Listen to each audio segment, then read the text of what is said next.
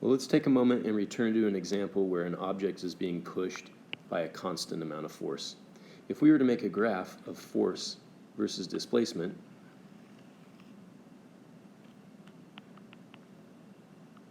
or force versus position, as long as the force is constant, then our graph just looks like this.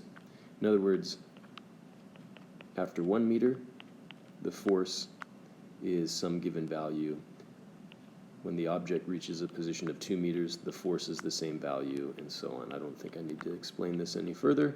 So if we had to calculate the total amount of work done, let's say, for example, the force is equal to 30 newtons, and the total displacement is 20 meters. So we graph this all the way up to 20 meters. This is a force of 10, 20, 30 newtons. Well, we know how much work is done. In this case, since the force and the displacement are parallel, all we need to do is just multiply the magnitude of the force times the magnitude of the displacement.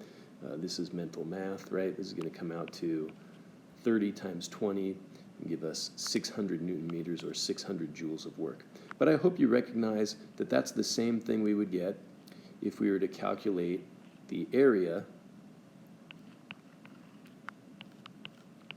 bound by this graph, or in other words, the area between the curve and the displacement axis, right? The area of a rectangle is length times width. So we have a width of 30 newtons, a length of 20 meters, and so the area is equal to 600 joules. So interesting, right? Work can be found by taking the area of, or under, or bound by, however you like to say it, a F versus S graph.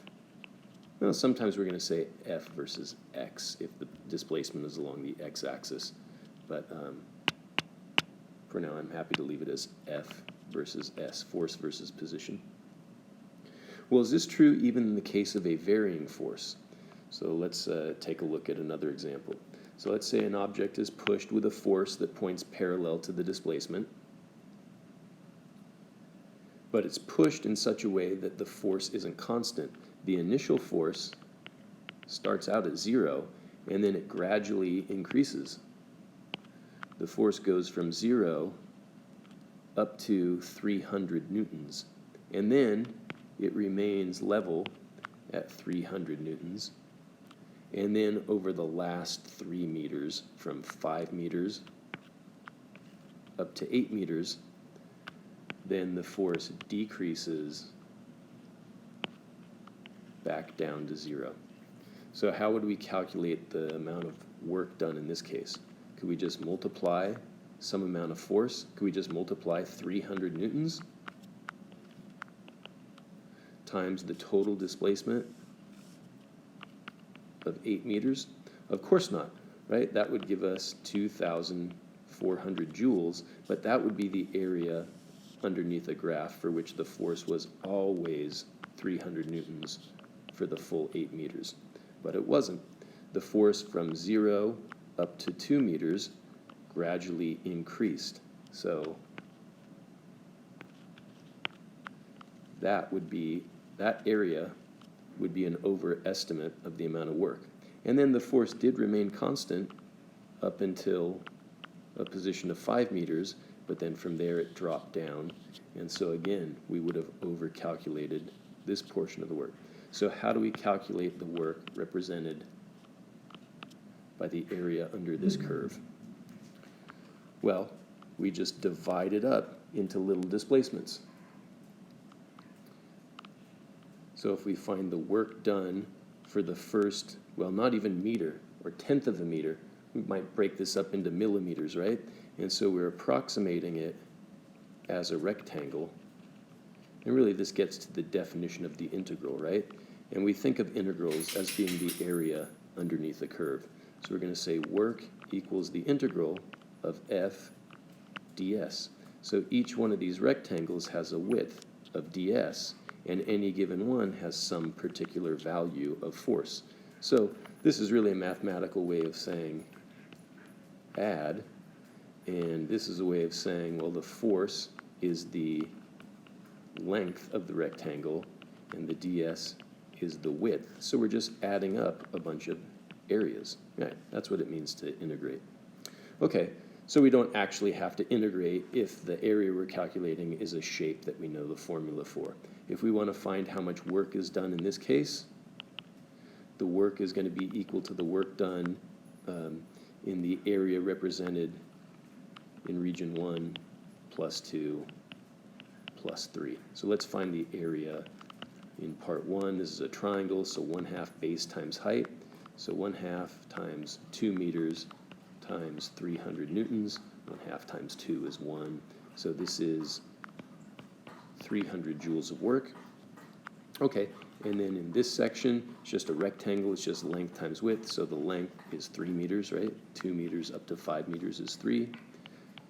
So 3 times 300, okay, that gives us another 900 joules. So 900 joules, 300 joules. What about here? 1/2 base times height. So from 5 meters up to 8 meters, that's 3 meters. 300, this would be 450. Okay, so what do we get when we add 450 and 300? There's 750. And added to 900, this would be 1,650 joules. And notice that falls short of the 2,400 joules we would calculate it if we made the mistake of treating it like a constant force. Actually, the question here is, what's the final speed of the object?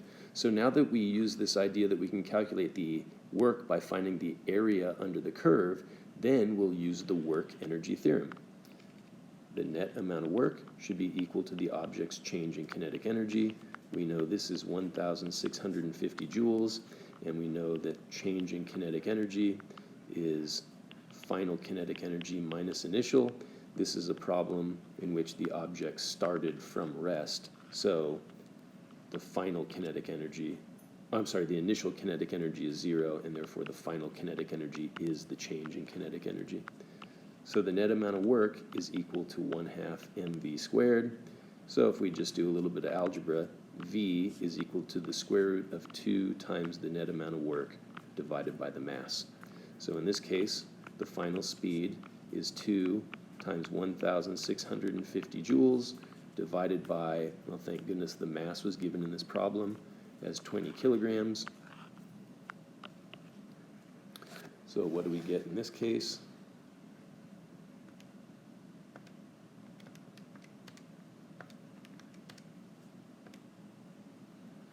We get a final speed of 12.8 meters per second. All right.